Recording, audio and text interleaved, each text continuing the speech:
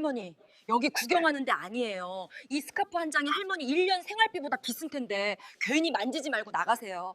백화점 명품 매장 직원은 코를 막으며 할머니를 벌레 보듯 밀쳐냈습니다. 할머니는 단골 손님에게 줄 선물이라며 꼬깃꼬깃한 쌈짓돈을 꺼냈지만 직원은 비웃으며 할머니의 손을 툭 쳐버렸습니다. 시장 바닥에서 굴러먹던 돈을 어디다 내밀어요? 우리 매장격 떨어지게 진짜. 바닥에 흩어진 지폐와 할머니의 초라한 행색을 보며 주변 손님들의 비웃음이 쏟아지던 그때 백화점 전체가 숨을 멈춘 듯 정적이 찾아왔습니다. 검은 정장 무리와 함께 나타난 성운 그룹의 임도진 회장이 할머니 앞에 그대로 무릎을 꿇었기 때문입니다. 명예 회장님, 이 추운 날 연락도 없이 대체 어디에 계셨던 겁니까? 무릎 꿇은 회장을 보며 매장 앞 모든 이들이 유령이라도 본 듯 얼어붙은 순간 할머니는 바닥에 떨어진 돈을 주우며 나직하게 입을 열었습니다. 임 회장, 여기 직원이 내 돈으로는 이 스카프 한 장도 살 자격이 없다네. 무시당하던 할머니의 진짜 정체와 그날 이후 폐쇄된 매장의 기막힌 뒷이야기가 궁금하시면 사연 시작 전에 구독과 좋아요 부탁드려요. 더 많은 감동 이야기를 만드는 힘이 됩니다. 오늘의 사연 시작합니다. 번쩍이는 유리창 너머로 쏟아지는 오후의 햇살이 서울 한복판의 백화점 명품관을 금빛으로 적시고 있었습니다.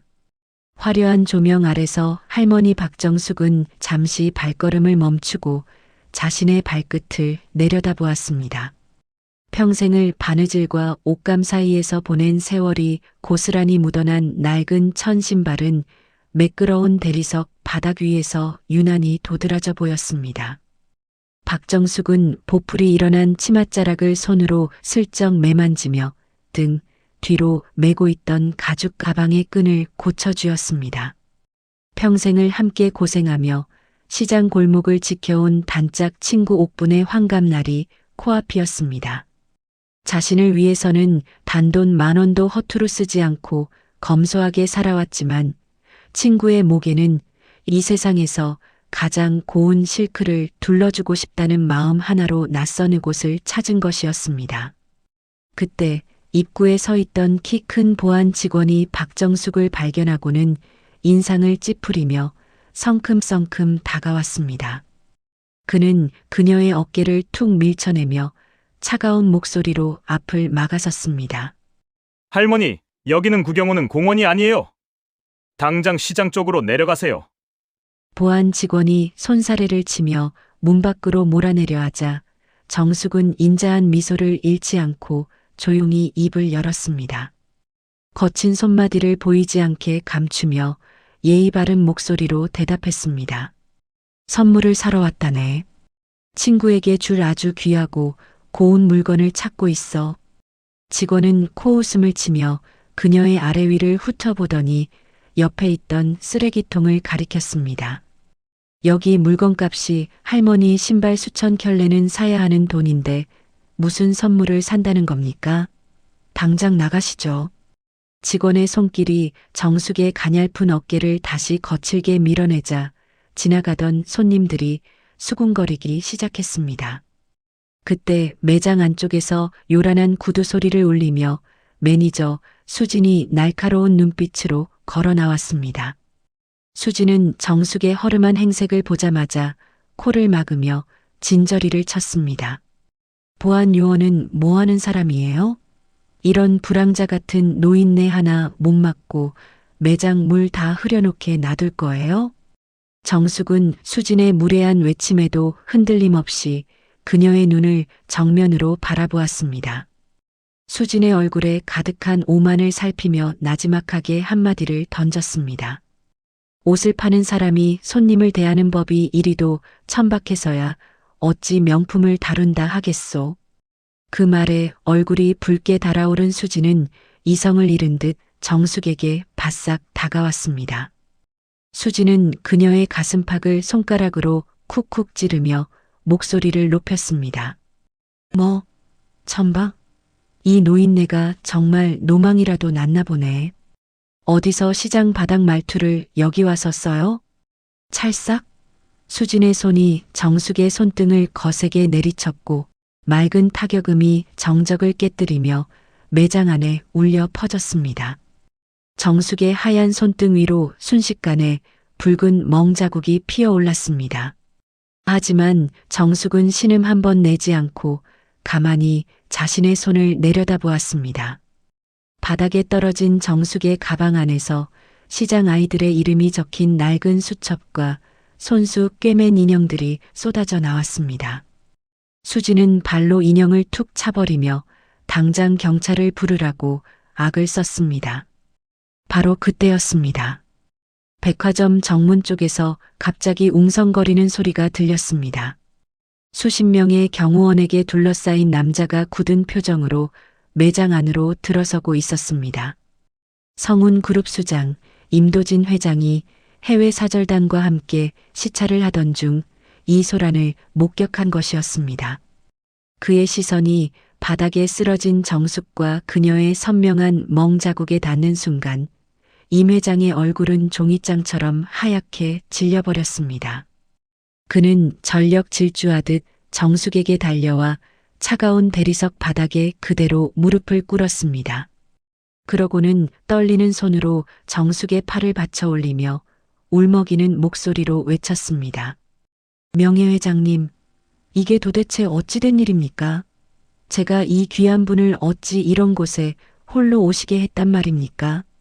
성운 그룹의 절대 권력자가 바닥에서 노인의 먼지를 털어내며 오열하자 매장 안은 차가운 얼음물을 끼얹은 듯 조용해졌습니다.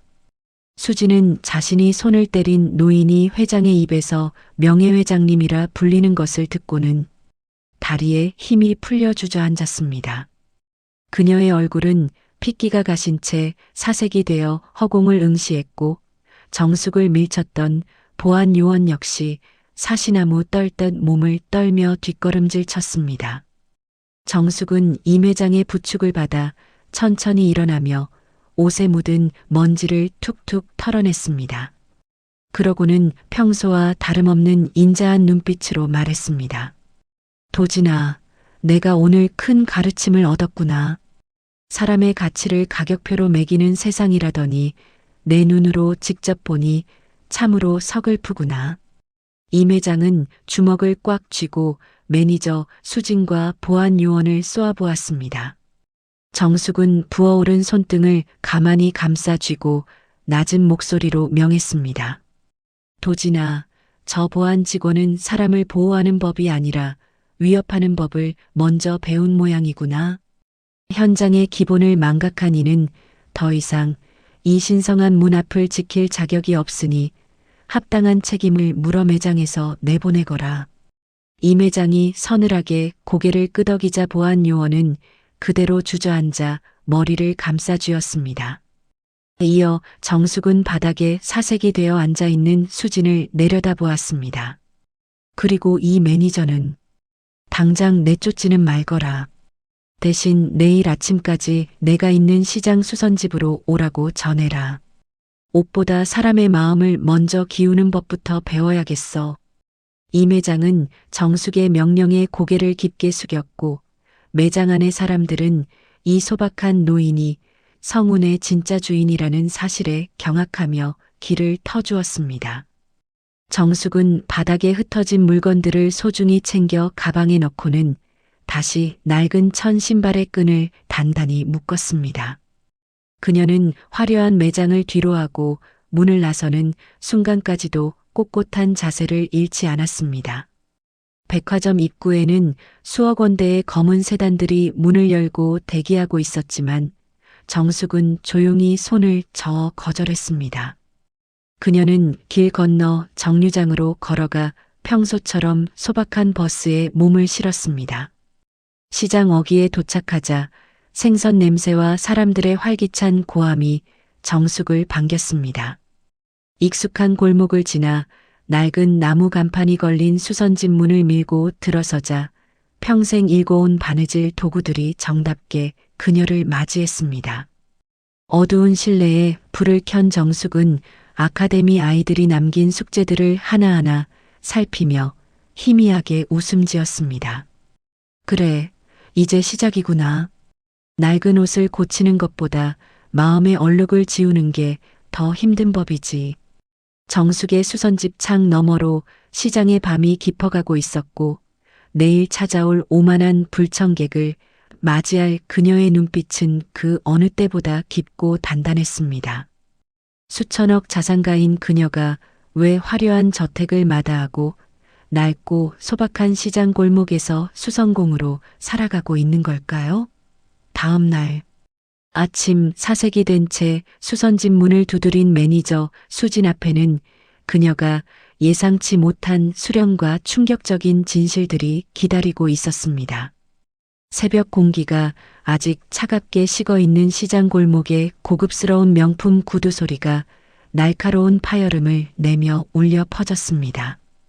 명품관 수석 매니저로 좌지우지하던 수지는 어제 입었던 눈부신 유니폼 대신 수수한 사복을 걸쳤지만 이곳의 비릿한 생선 냄새와 축축한 바닷물에는 여전히 진저리를 치며 코를 막았습니다.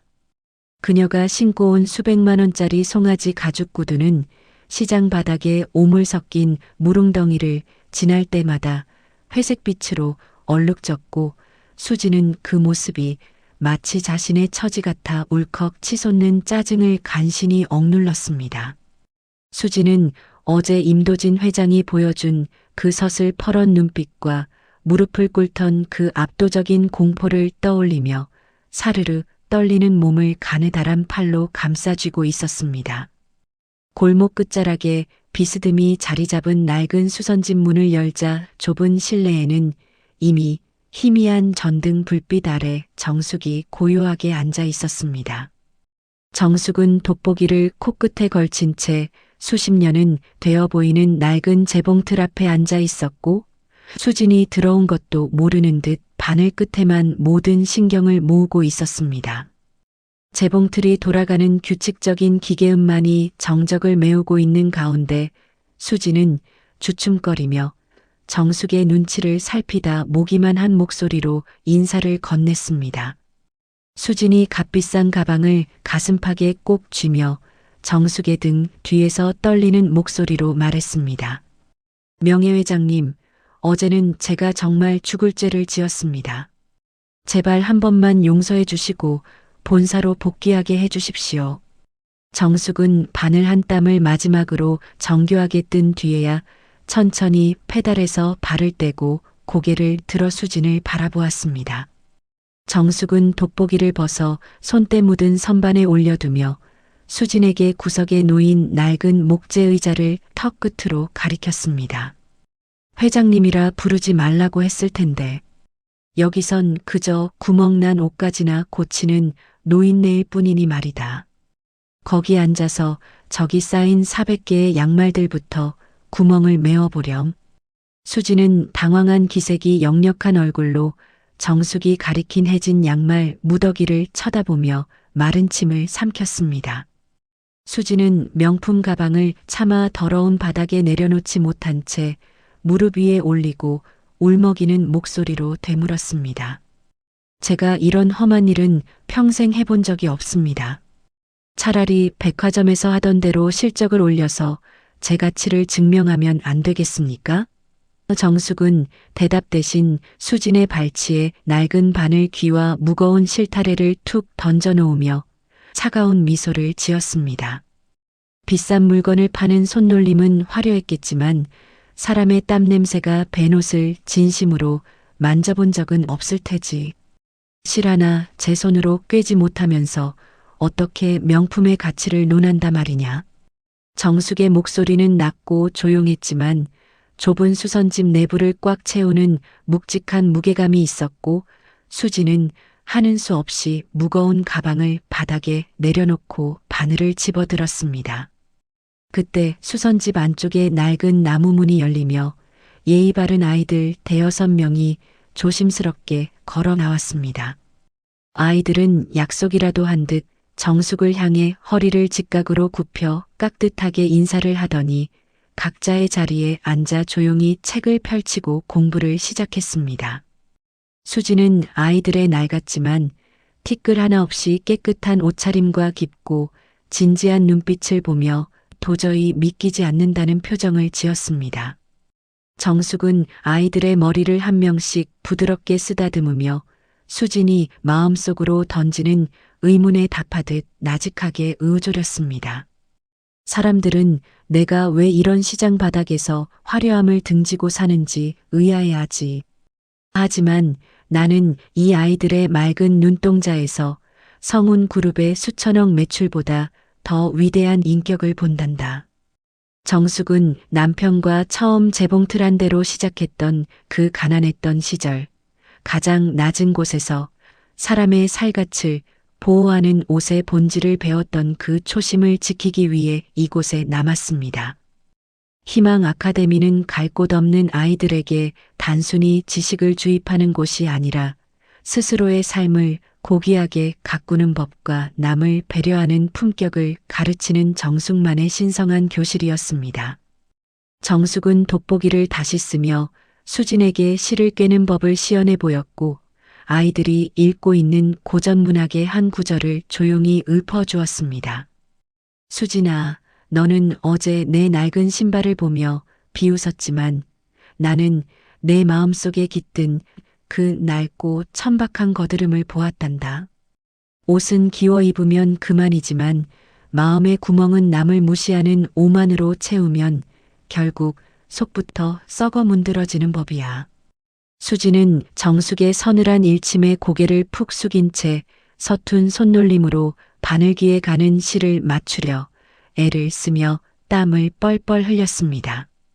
2시간이 넘도록 실 하나 꿰지 못하고 헛손질을 하며 헉헉대는 수진을 보며 공부하던 아이 중 하나가 다가와 작은 손으로 바늘을 받아채 단번에 실을 꿰어 주었습니다. 아이의 투명한 눈망울과 정중한 태도에 수지는 자신의 손이 너무나 부끄러워져 차마 아이의 얼굴을 똑바로 마주하지 못했습니다. 정숙은 수선집 창가에 앉은 참새들에게 보리알을 던져주며 수진에게 오늘 해내야 할 엄중한 숙제를 내주었습니다. 저 아이들의 해진 옷소매를 내 손으로 직접 다 기워내기 전까지는 이 문턱을 절대 나갈 수 없다. 돈으로 사람을 금 나누던 그 손으로 직접 노동의 가치를 뼈저리게 느껴보거라. 시장 사람들은 수선집 문틈으로 보이는 수진의 화려한 차림을 구경하며 정숙에게 오늘 새로 온 수습이 참 곱게 생겼네라며 농담을 던지고 지나갔습니다. 정숙은 평소처럼 시장 상인들의 소소한 걱정거리를 들어주며 수진이 그토록 멸시했던 그 시장 사람들과 한 가족처럼 격에 없이 어울리는 모습을 보여주었습니다. 수진은 점차 바늘에 찔려 붉은 피가 맺히는 자신의 손가락을 보며 명품관 매니저라는 허울 좋은 명성이 얼마나 부질없는 것이었는지 깨닫기 시작했습니다. 정숙은 수진의 뒤에서 아이들의 외국어 발음을 하나하나 교정해주며 세상을 넓게 보는 지혜를 가져야 한다고 엄하게 당부했습니다. 시장통의 낡고 좁은 수선집은 어느새 엄숙한 인생의 교실이자 비뚤어진 마음을 바로잡는 수련장이 되어가고 있었습니다. 정숙은 수진이 억지로 꿰맨 울퉁불퉁한 바느질 자국을 손끝으로 조용히 매만지며 작게 한숨을 내쉬었습니다. 아직 멀었구나. 하지만 실망할 필요는 없다. 실이 엉키면 처음부터 다시 풀면 되고 잘못 박았으면 뜯어내면 되는 게 우리네 인생이니까. 수지는 정숙의 그 따뜻하면서도 날카로운 한마디에 꾹 참았던 뜨거운 눈물을 해진 양말 위로 툭 떨어뜨리고 말았습니다. 정숙은 우는 수진을 달래는 대신 묵묵히 낡은 찻잔에 김이 모락모락 나는 차를 따르며 창밖에 해가 중천을 지나 기우는 것을 지켜보았습니다. 수진의 오만한 자존심이 시장의 흙먼지 속에서 서서히 씻겨나가는 동안 정숙의 수선집에는 바느질 소리와 아이들의 글 읽는 소리만이 평화롭게 울려 퍼졌습니다. 정숙은 굽은 허리를 펴며 수진의 떨리는 어깨를 물끄러미 바라보았고 그녀의 눈빛에는 증오가 아닌 한 사람을 제대로 키워내겠다는 스승의 깊은 자비심이 서려 있었습니다. 하지만 둘은 그들에게 다가오는 어두운 그림자를 보지 못했습니다. 희망 아카데미의 아침은 아이들이 나지막한 목소리로 낭독하는 글 읽는 소리와 정숙의 부드러운 책장 넘기는 소리로 평화롭게 시작되었습니다. 수지는 이제 제법 익숙해진 손놀림으로 아침 일찍 가게 앞마당을 쓸고는 정숙이 내준 바느질감을 챙겨 자신의 지정석에 정갈하게 앉았습니다. 시장 상인들은 이제 수진을 보며 백화점 아가씨, 오늘도 일찍 왔네라며 김이 모락모락 나는 찐빵을 건네기도 했고 수지는 어색하게나마 웃으며 인사를 건넬 줄 아는 사람이 되었습니다. 하지만 시장의 평화로운 공기를 가르며 불길한 금속음과 함께 정체불명의 로고가 박힌 검은색 승합차들이 시장 입구의 정적을 깨뜨리며 거칠게 들어섰습니다. 차 문이 열리며 험악한 인상의 사내들이 마치 굶주린 늑대들처럼 쏟아져 나왔는데 이들은 재개발 하청을 맡아 수단과 방법을 가리지 않기로 악명 높은 태산건설의 용역들이었습니다. 용역들의 맨 앞에 선 황 사장은 금목걸이를 만지작거리며 시장 한복판에서 확성기를 들고 귀를 찢는 듯한 고함을 질러댔습니다. 황 사장은 바닥에 가래침을 뱉으며 상인들의 생존권을 위협하는 거친 목소리로 소리쳤습니다. 여기 시장 사람들 다 들어라. 오늘부터 이 구역은 전면 통제다. 우리 태산건설에서 재개발권을 따냈으니 당장 짐 싸서 안 나가면 다 밀어버릴 줄 알아. 상인들은 당혹감에 서로의 얼굴을 쳐다보았고 평소 정숙과 친자매처럼 지내던 국밥집 아주머니가 붉게 달아오른 얼굴로 용기를 내어 앞을 막아섰습니다. 아주머니는 물기 젖은 앞치마에 거친 손을 닦으며 떨리는 목소리로 황 사장에게 항의했습니다. 아니, 우리 정숙 씨네 수선집이랑 이 시장이 어딜 봐서 허물 곳이야?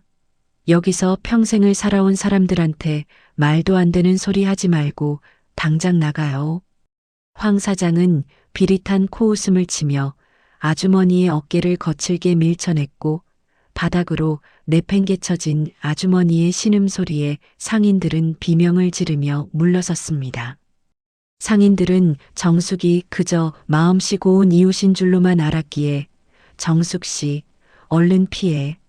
저놈들 사람 잡는 놈들이야.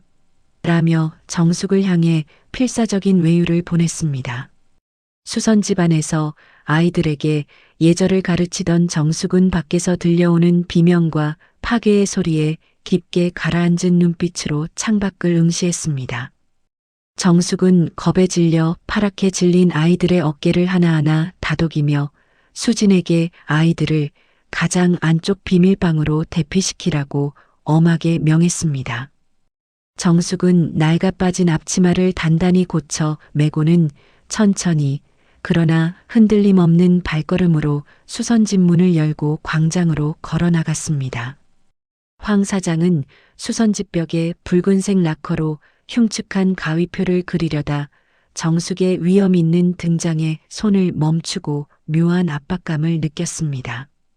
황 사장은 정숙의 해진 옷차림과 흙먼지가 묻은 낡은 신발을 비웃듯 훑어보더니 담배 연기를 정숙의 얼굴을 향해 길게 내뿜었습니다. 남자는 비릿한 웃음을 지으며 정숙의 귀에 대고 소름 끼치는 목소리로 속삭였습니다. 할머니, 여기가 그 대단한 아카데미인지 뭔지 아는 무어가 소굴이지? 애들 울기 전에 곱게 짐 싸서 꺼져주셔야겠어. 이제 이 땅은 우리 태산건설이 주인이야. 정숙은 남자의 무례한 도발에도 눈 하나 깜빡이지 않고 오히려 남자의 눈동자 너머에 있는 그 비겁한 탐욕을 꿰뚫어보며 조용히 대답했습니다. 이곳은 누군가의 땀과 눈물이 깃든 터전이고 아이들의 꿈이 뿌리를 내리는 학교다. 내 놈들의 더러운 입김으로 무너뜨릴 수 있는 곳이 아니란다. 남자는 분노로 얼굴을 일그러뜨리며 정숙의 연약한 어깨를 밀치고 수선집 안으로 난입하려 했고 그 순간 수진이 문 앞을 가로막고 섰습니다. 수진은 비록 온몸이 사시나무 떨듯 떨리고 있었지만 눈빛만큼은 명품관 매니저 시절의 오만함이 아닌 소중한 것을 지키려는 숭고함으로 빛나고 있었습니다. 수진은 남자의 가슴팍을 사력을 다해 밀어내며 찢어지는 듯한 목소리로 소리쳤습니다. 감히 여기가 어디라고 발을 들여. 너희 같은 짐승들이 건드릴 수 있는 분이 아니야. 당장 여기서 물러나지 못해. 황 사장은 가소롭다는 듯 수진의 뺨을 때리려 거대한 손을 치켜들었으나 정숙이 정광석화처럼 그의 손목을 낚아채듯 붙잡았습니다. 정숙은 칠순이 넘은 노인이라고는 믿기지 않는 단단하고 묵직한 힘으로 남자의 손목을 으스러뜨릴 듯 쥐고는 낮고 서늘하게 경고했습니다. 내 제자에게 손끝 하나 대지 마라. 그리고 내 배후에서 조종하는 그 천박한 자에게 전해라. 사람 귀한 줄 모르는 짐승은 사람 사는 땅에 발을 붙일 수 없다고. 황 사장은 정숙의 형용할 수 없는 기세에 눌려 뒷걸음질을 쳤지만 곧이어 부하들에게 시장 전체의 가판대를 엎고 상인들을 몰아내라고 비열하게 지시했습니다. 시장은 순식간에 아수라장이 되었고 평생 일궈온 가판대가 뒤집히는 소리와 상인들의 절규가 뒤섞여 시장은 순식간에 아수라장이 되었습니다. 정숙은 무너져가는 시장의 풍경과 상인들이 바닥에 흩어진 나무를 줍는 처참한 모습을 보며 가슴 깊은 곳에서 올라오는 거대한 분노를 느꼈습니다.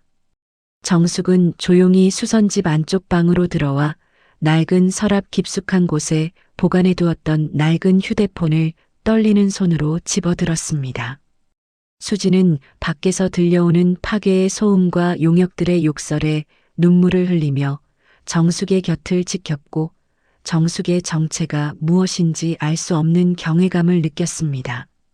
정숙은 전화번호부의 가장 첫 번째 이름을 조심스럽게 눌렀고 그것은 바로 국내 최고의 로펌 대표이자 정숙이 아들처럼 키워낸 첫 번째 제자 박진혁이었습니다.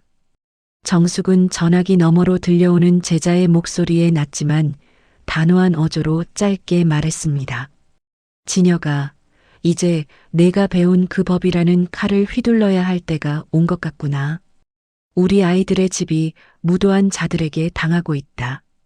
전화를 마친 정숙은 창밖으로 시장을 무참히 밟고 있는 용역들을 바라보며 굳게 다짐했고 그녀의 눈빛은 이미 대주주의 그것이었습니다. 상인들은 정숙이 전화를 거는 모습을 보며 정숙 씨 경찰에 신고해봐야 소용없어. 어서 뒷문으로 도망쳐. 라며 마지막 순간까지 그녀를 걱정했습니다. 정숙은 비록 낡은 천 신발을 신고 먼지 구름 속에 서 있었지만 그 어떤 거물보다 당당하고 고결한 자세로 폭풍 전야의 정적을 견뎌내고 있었습니다.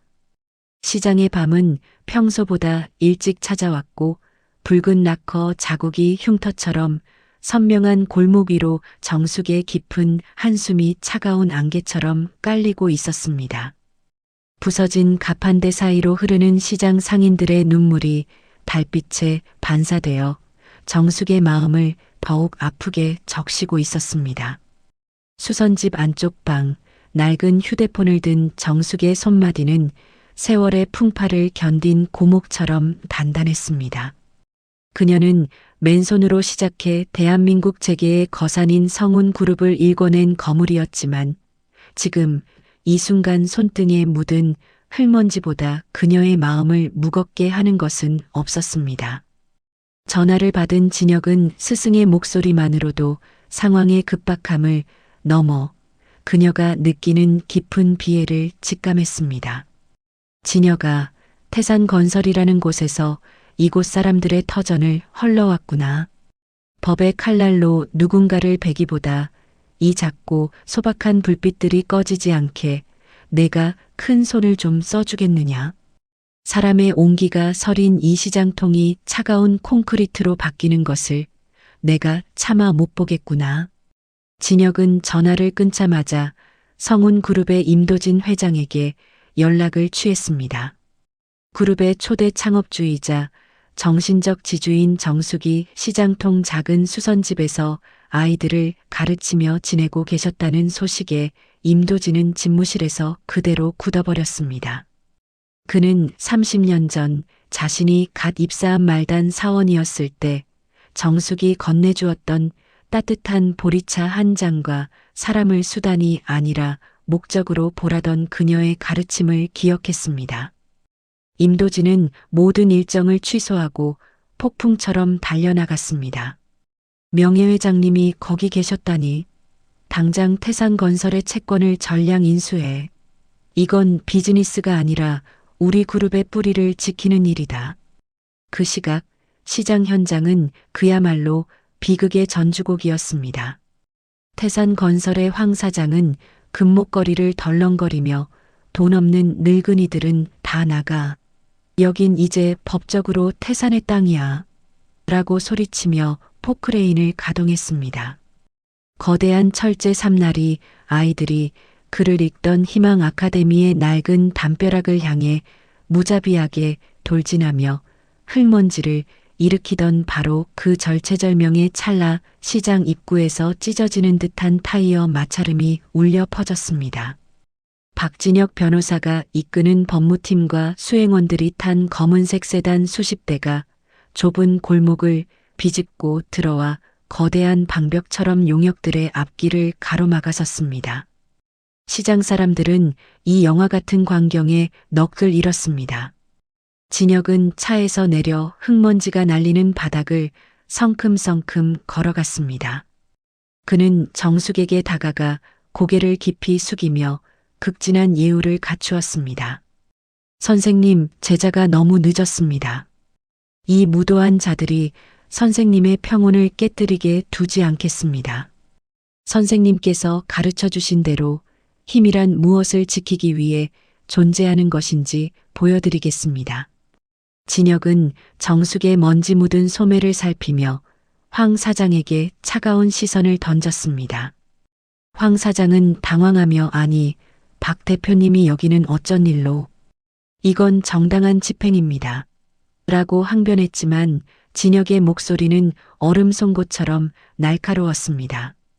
태산건설 황 사장님, 당장 모든 장비 멈추시죠. 방금 이 시각부로 성운그룹은 태산건설이 보유한 이 구역의 모든 사업권을 전량 매수했습니다.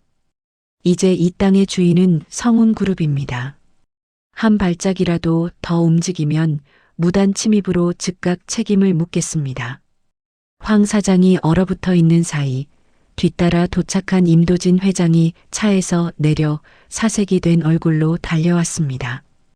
임도진은 정숙이 해진 앞치마를 두른 채 흙먼지 속에 홀로 서 있는 광경을 보자마자 심장이 내려앉는 충격을 받았습니다. 그는 대한민국 경제계의 거물이라는 권위를 내려놓고 곧장 정숙의 발치에 무릎을 꿇고 눈물을 흘리며 사죄했습니다. 명예회장님, 제가 죽을 죄를 지었습니다. 조용히 지내고 싶다던 선생님의 뜻을 받드느라 감히 찾아 나서지 못한 제 불충입니다. 대한민국 경제의 기틀을 만드신 분을 이런 험한 시장통에서 고생시키다니. 저를 꾸짖어 주십시오. 제 무지함이 선생님을 위태롭게 했습니다. 이 광경을 지켜보던 시장 상인들은 경악을 넘어 집단적인 충격에 빠졌습니다. 늘 정숙과 농담을 나누던 상인들 모두가 입을 벌린 채 굳어버렸습니다. 정숙과 매일 국밥을 먹던 아주머니는 들고 있던 국자를 떨어뜨리며 중얼거렸습니다. 우리가 감히 누구한테 일을 시켰던 거야? 정숙 씨가 그 거대한 성운그룹의 창업주였다고? 생선가게. 노인은 자신이 정숙에게 할망구 고등어 좀 사가라고 소리쳤던 기억이 떠올랐는지 얼굴이 하얗게 질려 뒷걸음질 쳤습니다. 수지는 정숙의 곁에서 이 모든 광경을 지켜보며 온몸에 전율을 느꼈습니다. 그녀는 지금까지 자신이 믿어왔던 힘의 정의가 송두리째 흔들리는 것을 느꼈습니다. 정숙은 무릎을 꿇고 자책하는 임도진의 어깨를 가만히 짚으며 평온하게 미소 지었습니다. 도진아, 이미 일어난 일은 어쩌겠느냐. 내가 나를 찾지 않은 것은 나의 명령을 지킨 것이니 자책하지 마라. 다만 보아라. 이 사람들의 눈동자 속에 맺힌 공포를. 돈과 권력은 이런 공포를 지워주는데 쓰라고 하늘이 잠시 빌려준 것이란다. 이제 이 시장을 푸른 날의 거리라 부르면 어떠냐? 아이들의 꿈이 날개를 펴고 상인들이 쉼을 얻는 곳으로 만들어주겠느냐? 임도진은 즉시 선포했습니다. 성운그룹은 이 시장 부지 전체를 푸른 날의 거리로 명명하고 상생 공간으로 보존할 것입니다. 모든 피해는 성운의 이름으로 완벽히 보상하겠습니다. 황 사장과 용역들은 비굴하게 물러났고 시장을 짓밟으려던 장비들은 동력을 잃고 멈춰섰습니다. 상인들은 환호하며 눈물을 터뜨렸습니다. 이날 밤 시장에는 따뜻한 잔치가 열렸습니다. 정숙은 수선집 의자에 앉아 노을을 보며 수진에게 속삭였습니다. 수진아, 보아라. 화려한 옷보다 더 아름다운 것이 무엇인지. 그건 바로 무너진 것을 다시 세우는 사람들의 진심이란다. 옷도 그렇단다. 입는 사람의 상처를 가려주는 게 아니라 그 마음을 따뜻하게 안아줘야 진짜 명품이지. 수지는 정숙의 손을 꼭 잡으며 참회의 눈물을 흘렸습니다. 하지만 그 따스한 눈물 위로 차가운 밤바람이 스쳐 지나갔습니다. 폭풍 같은 사건이 지나가고 시장에는 외형적인 평화가 찾아왔습니다. 태산 건설의 중장비들은 물러갔고 성운 그룹의 자본은 시장의 터전을 지켜냈습니다. 하지만 그 평화 아래에는 묘한 균열이 생겼습니다. 상인들에게 정숙은 이제 더 이상 함께 국밥을 나눠 먹던 이웃 정숙 씨가 아니었습니다. 성운 그룹의 창업주의자 대한민국 경제의 신화라는 거대한 정체는 상인들에게 경외심보다 깊은 거리감과 보이지 않는 벽을 안겼습니다. 정숙이 시장 골목을 지나갈 때면 사람들은 하던 일을 멈추고 허리를 90도로 굽혔고 시끌벅적하던 수선집 앞은 마치 성지처럼 조용해졌습니다. 매일 아침 정숙 씨 차 한잔해라며 너스레를 떨던 상인들은 이제 그녀의 눈조차 마주치지 못했습니다. 30년 지기였던 국밥집 아주머니조차 회장님, 식사하셔야죠라며 극존칭을 쓰며 뒷걸음질 쳤습니다. 정숙은 그 서늘한 예우와 침묵이 못내 가슴 아팠습니다. 사람을 잃지 않기 위해 힘을 드러냈는데 오히려 그 힘 때문에 사람들과 멀어지게 된 아이러니한 상황이었습니다. 정숙은 변함없이 낡은 나무 의자에 앉아 묵묵히 바늘귀를 꿰며 수진에게 말했습니다. 수진아, 사람들이 나를 어려워하는구나. 너무 화려한 옷은 입는 사람을 긴장시키고 뒷걸음질 치게 마련이지. 지금 이 시장 사람들 마음에는 내가 입힌 성운이라는 너무 무거운 옷이 걸려 있단다.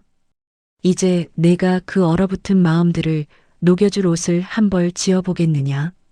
정숙은 본사에서 보내온 최고급 실크와 이태리제 원단들을 손도 대지 않은 채 창고 깊숙이 밀어 넣었습니다. 대신 시장 바닥에 버려진 자투리 천과 올이 풀린 무명 조각, 시장 상인들이 쓰다 남은 낡은 옷감들을 모아오라고 수진에게 명했습니다. 수진은 당황했습니다. 선생님, 이제 성운의 힘을 빌려 진짜 세계 최고의 옷을 만들 수 있는데 왜 이런 쓰레기 같은 천들을 고르라시는 거예요? 제 손이 아까울 정도예요. 명품이란 건 좋은 원단에서 시작되는 거잖아요.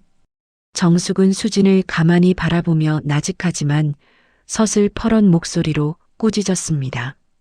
수진아, 내가 말하는 명품은 브랜드 뒤에 숨는 거지만 진짜 옷은 사람의 삶을 품는 거란다. 이 시장 사람들의 삶이 바로 이 조각보 같단다. 제각기 다른 사연에 찢기고 거친 세파에 깎여나갔지만 서로를 이어붙이면 세상에서 가장 따스한 이불이 되지. 너는 그동안 사람의 몸을 치장하는 법만 배웠지. 그 몸이 견뎌온 삶을 감싸는 법은 배우지 못했구나. 가서 저 상인들의 작업복을 하나하나 가슴으로 읽고 오너라. 그 옷에 묻은 얼룩이 눈물인지 땀인지 똑똑히 보고 오란 말이다. 수지는 정숙의 뜻에 따라 다시 시장 골목으로 나갔습니다. 처음에는 억지스러운 숙제처럼 여겼지만 상인들의 옷을 유심히 살피자 이전에는 보이지 않던 것들이 보이기 시작했습니다. 30년 넘게 칼을 쥔 생선 가게 할아버지의 오른쪽 어깨는 무거운 얼음 상자를 들다 늘어져 있었고 그 부분의 옷감은 다해져 실밥이 터져 있었습니다. 국밥집 아주머니의 앞치마는 튀어오르는 뜨거운 국물에 데인 자국투성이었고 건네받은 앞치마에서는 진한 육수 냄새와 고단한 세월의 향이 났습니다. 채소가게 할머니의 소매는 매일같이 박스를 옮기느라 올이 다 풀려 손목을 제대로 보호하지 못하고 있었습니다. 수지는 그들의 해진 옷감 속에서 치열하게 살아온 인생의 무늬와 가족을 먹여 살린 숭고한 훈장을 읽어냈습니다.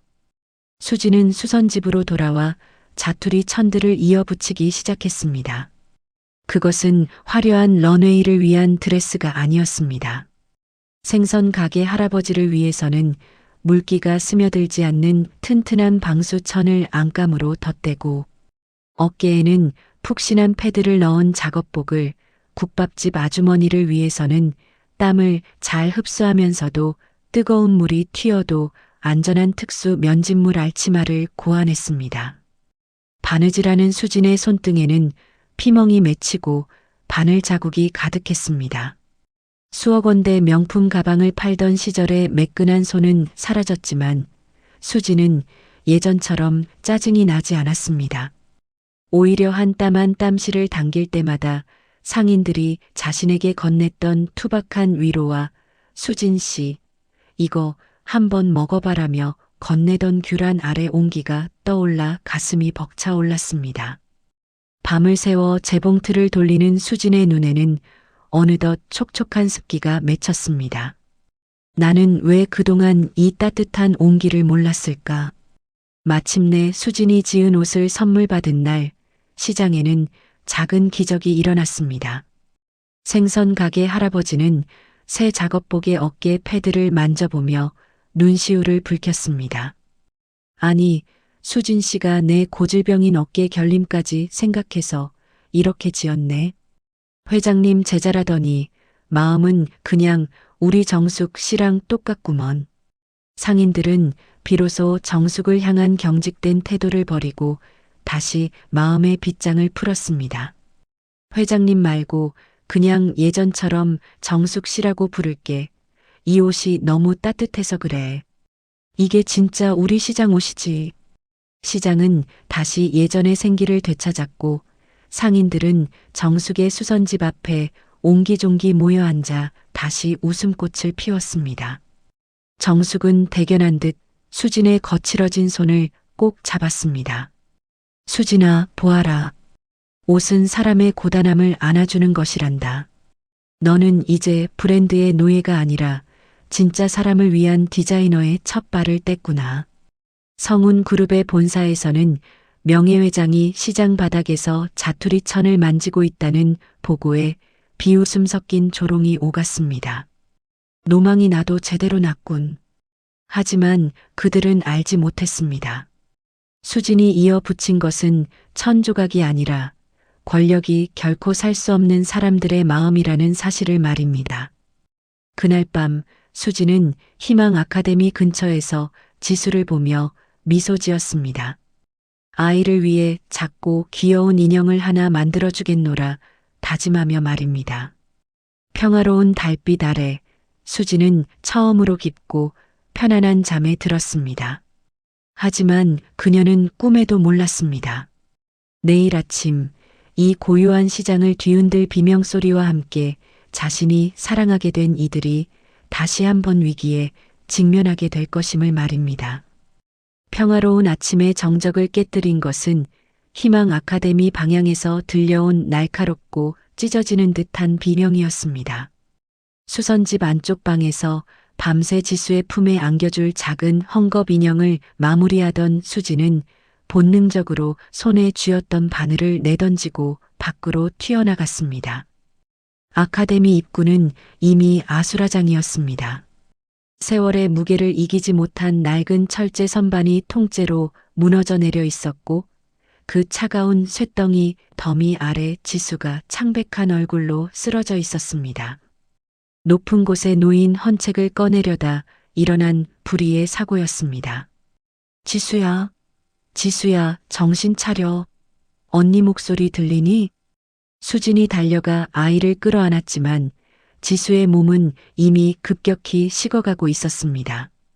아이의 가냘픈 호흡은 금방이라도 끊어질 듯 위태로운 실바람 같았습니다. 비보를 듣고 달려온 시장 상인들은 경악하며 발만 동동 굴렀습니다. 하지만 설상가상으로 상황은 최악이었습니다. 시장의 굽이진 골목은 출근길 차량과 태산 건설이 철수하며 남기고 간 폐기물 트럭들로 꽉 막혀 있었고 신고를 받고 출발한 구급차는 시장 입구 큰 길에서 한 발짝도 움직이지 못한다는 무전소리만 멀리서 들려올 뿐이었습니다. 병원, 당장 병원으로 가야 해요. 이대로 두면 지수가 위험하다고요. 지수의 어머니는 실성한 듯 바닥을 긁으며 통곡했고 상인들은 절망적인 표정으로 막힌 골목 끝을 바라볼 뿐이었습니다. 그때 지팡이를 짚은 정숙이 군중을 헤치고 나타났습니다. 정숙의 눈은 그 어느 때보다 날카롭고 서늘하게 빛났습니다. 그녀는 사시나무 떨듯 떨고 있는 수진의 어깨를 부서질 듯 강하게 움켜쥐었습니다. 수진아, 정신 똑바로 차려라. 지금 이 아이의 숨줄을 쥐고 있는 건 구급차가 아니라 바로 너다. 내가 업고 뛰어라. 시장 뒷길 가파른 진흙 계단을 넘어 언덕을 지나면 성운대학병원이 나온다는 걸 내가 가장 잘 알지 않느냐. 내 젊은 다리가 구급차보다 빠르다. 수진은 망설임 없이 아이를 등에 업었습니다. 순간 수진의 시선이 어제 상인들에게 선물하고 남은 조각보 작업복에 머물렀습니다. 거친 무명 천과 질긴 방수 천을 여러 겹 덧대어 만든 세상에서 가장 투박하지만 튼튼한 옷이었습니다. 수진은 본능적으로 그 옷을 지수의 몸에 칭칭 감아 고정했습니다. 조금만 참아, 지수야. 언니가 절대로 너 안 놓쳐. 절대로. 갑자기 하늘에서 구멍이라도 뚫린 듯 거센 폭우가 쏟아지기 시작했습니다. 수지는 아이를 등에 업고 시장 뒷골목의 가파른 진흙 계단을 내려가기 시작했습니다. 빗물에 미끄러운 흙길 위에서 신고 있던 구두굽이 맥없이 부러지자 수지는 주저없이 신발을 벗어 던지고 맨발로 거친 땅을 박차고 나갔습니다. 날카로운 돌부리와 깨진 사기 조각에 발바닥이 찢겨 피가 섞인 흙탕물이 튀었지만 지금의 수진에게는 그런 통증조차 사치였습니다. 머릿속에는 오직 하나, 지수의 희미한 숨소리를 유지해야 한다는 일념뿐이었습니다. 수십억 원대 명품 가방을 팔기 위해 부유층 앞에서 가식적인 미소를 짓던 과거의 수지는 그 빗속에서 완전히 씻겨 내려갔습니다. 지금 그녀는 한 아이의 생명을 짊어진 채 절규하며 달리는 진정한 장인이자 인간이었습니다. 가파른 고갯길 정상에 다다랐을 때 수지는 폐가 터질 듯한 고통에 주저앉을 뻔했지만 등 뒤에서 느껴지는 지수의 작은 온기가 그녀를 다시 일으켜 세웠습니다. 가까스로 응급실에 도착했을 때 수지는 거의 실신 직전이었습니다. 의료진이 아이를 급히 휠체어로 옮기고 나서야 수지는 차가운 병원 바닥에 고꾸라졌습니다. 온몸은 진흙과 피, 빗물로 범벅이 되어 있었고 아이를 업었던 팔은 감각이 마비되어 경련을 일으키고 있었습니다. 한참 뒤 수술실에서 나온 의사가 믿기지 않는다는 듯 수진을 찾아왔습니다. 아이가 기적적으로 고비를 넘겼습니다. 특히 아이를 감쌌던 그 두껍고 기묘한 옷이 결정적이었어요. 머리의 출혈 부위를 적절히 압박해 지혈해 주었고 폭우 속에서도 체온을 유지해 준 덕분에 쇼크를 면했습니다. 누가 지었는지 몰라도 그 옷이 아이의 생명줄이었습니다. 수지는 병원 벽에 기댄 채 바닥으로 무너져 내리며 오열했습니다. 자신의 손으로 만든 옷이 누군가의 허영을 채우는 사치품이 아니라 한 아이의 꺼져가는 생명을 붙들어 맨 밧줄이 되었다는 사실에 온몸이 전율했습니다. 뒤늦게 도착한 정숙은 수진의 거칠어진 손을 가만히 잡았습니다. 수진아, 보았느냐? 이것이 내가 성운을 세운 이유이자 내가 걸어가야 할 길이란다. 그때 임도진 회장이 급히 병원으로 달려왔습니다. 그는 지수의 소식을 듣고 안도하면서도 정숙에게 조심스럽게 태블릿 PC 하나를 내밀었습니다. 화면에는 수진의 과거 가짜 명품 사건을 자극적으로 보도하는 뉴스들이 가득했습니다. 누군가 의도적으로 수진의 과거를 다시 유포하기 시작한 것입니다.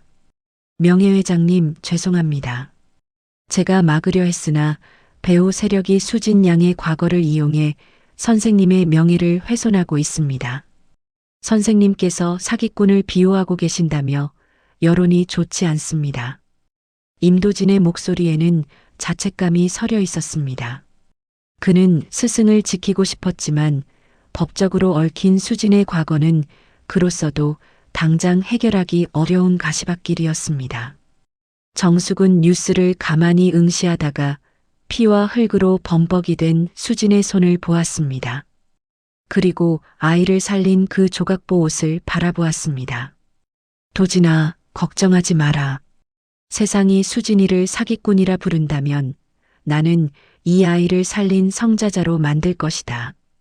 옷은 거짓말을 하지 않으니까.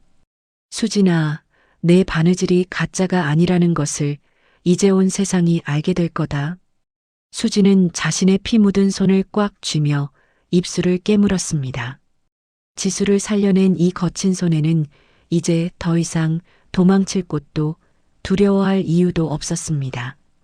수진은 임도진과 정숙을 향해 결연한 눈빛으로 말했습니다. 선생님, 회장님, 이제 제가 증명할게요. 제 바느질이 사람을 살리는 진짜라는 걸요. 그들이 놓은 덫에 제 발로 걸어가 직접 부수겠습니다.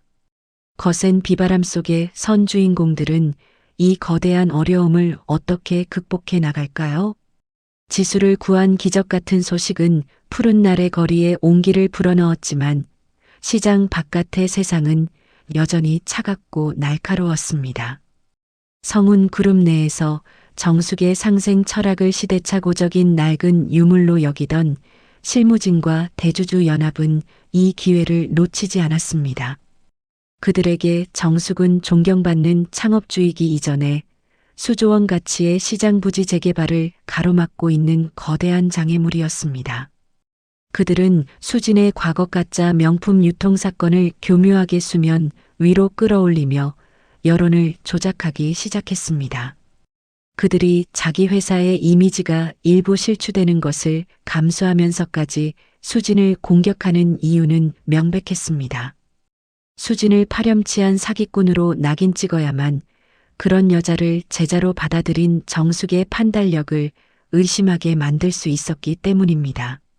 명예회장님이 사기꾼에게 휘둘려 기업의 자산을 낭비하고 있다는 프레임을 씌워야만 법적으로 그녀의 경영권을 박탈하고 그들이 원하는 방식대로 시장을 밀어버린 뒤 복합 쇼핑몰을 세울 수 있었습니다.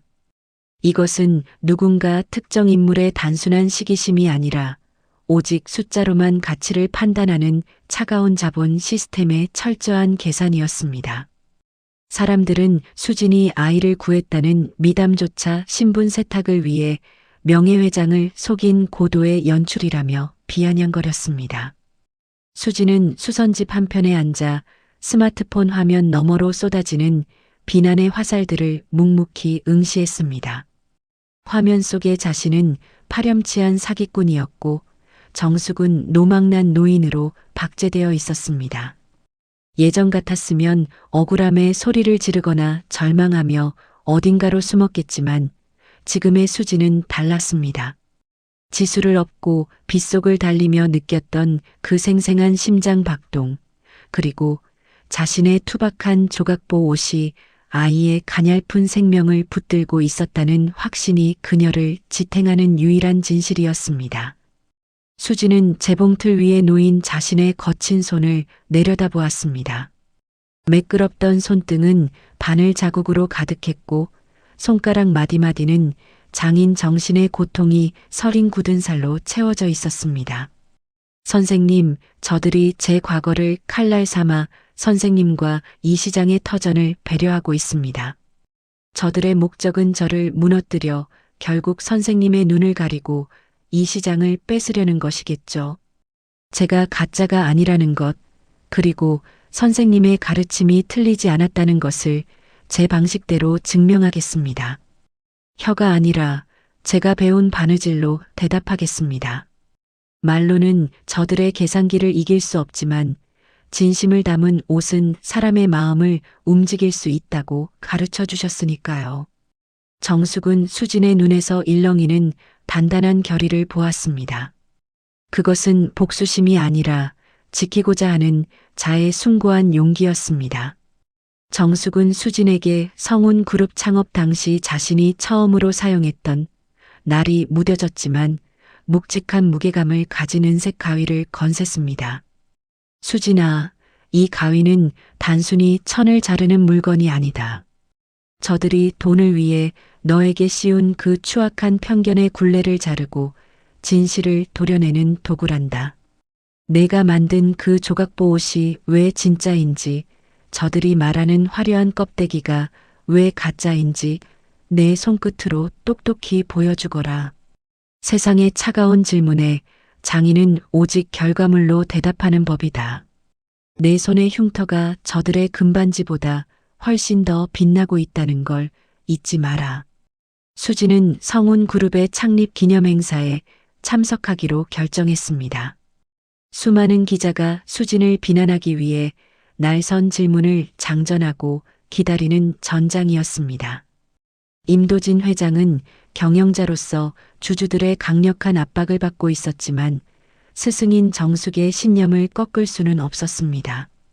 그는 수진을 보호하기 위해 본사에서 준비한 화려한 의상을 제안했으나 수진은 단호히 거절했습니다. 대신 그녀는 시장 상인들이 쓰다 남은 자투리 천과 지수를 살려낼 때 사용했던 조각보의 철학을 담은 자신만의 의상을 밤새워 짓기 시작했습니다. 한 땀을 꿰맬 때마다 지수의 숨소리를 생각했고 또 한 땀을 꿰맬 때마다 자신을 조롱하던 세상의 목소리를 바늘땀 아래 묻었습니다. 행사 당일 성운 그룹의 화려한 연회장은 수진을 향한 날카로운 시선과 수군거림으로 가득 찼습니다. 수진이 등장하자마자 수백 대의 카메라 플래시가 눈이 멀 정도로 터졌고 장내를 가득 메운 기자들은 기다렸다는 듯 비아냥거리는 질문들을 쏟아냈습니다.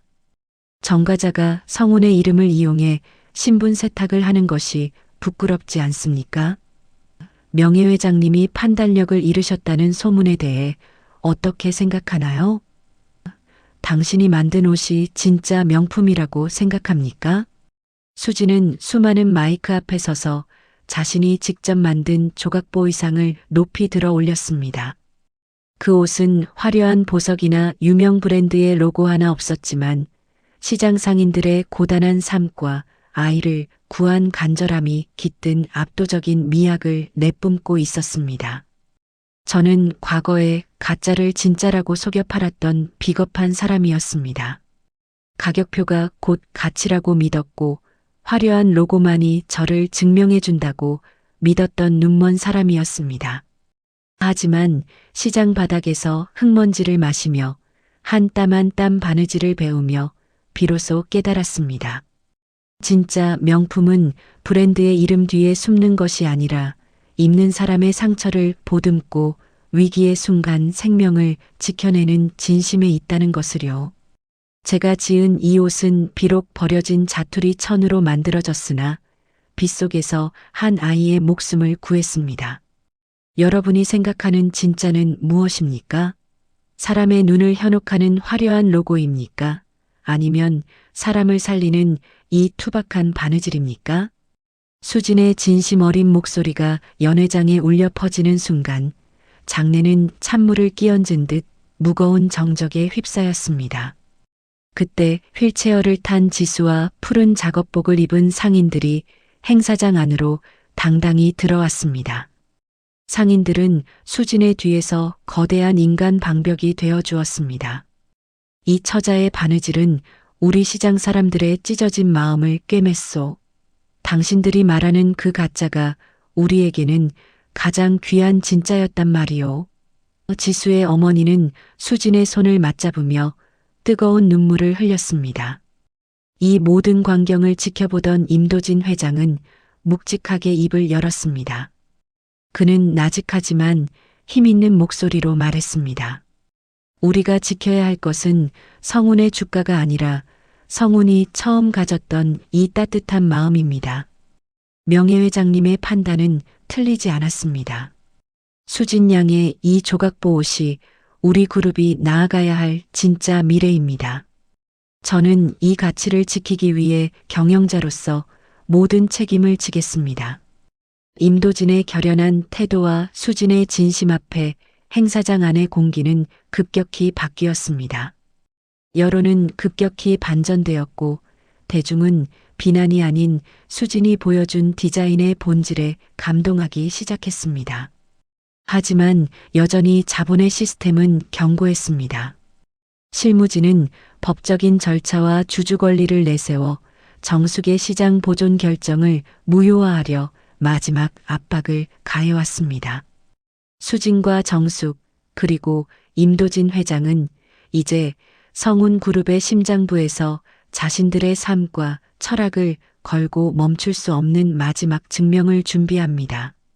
성운그룹의 정기 이사회 날 회의실 안의 공기는 살얼음판 위를 걷는 듯 팽팽한 긴장감이 감돌았습니다. 시장 부지 재개발을 찬성하는 주주들과 실무진은 명예회장 정숙의 경영권을 박탈하기 위한 법적 서류들을 테이블 위에 늘어놓고 최후의 공격을 준비하고 있었습니다. 그들에게 수진이 보여준 감동의 기자회견은 그저 잠시 지나가는 여론의 바람일 뿐이었습니다. 그들은 수조원 가치의 시장터를 밀어버리고 거대한 복합 쇼핑몰을 세워 얻을 천문학적인 배당금과 그 과정에서 챙길 자신들의 권력에만 눈이 멀어 있었습니다. 명예회장님은 이제 물러나셔야 합니다. 정과자를 제자로 들여 기업의 이미지를 훼손하고 황금알을 낳는 부지를 시장 사람들의 놀이터로 방치하는 것은 주주들에 대한 배임입니다.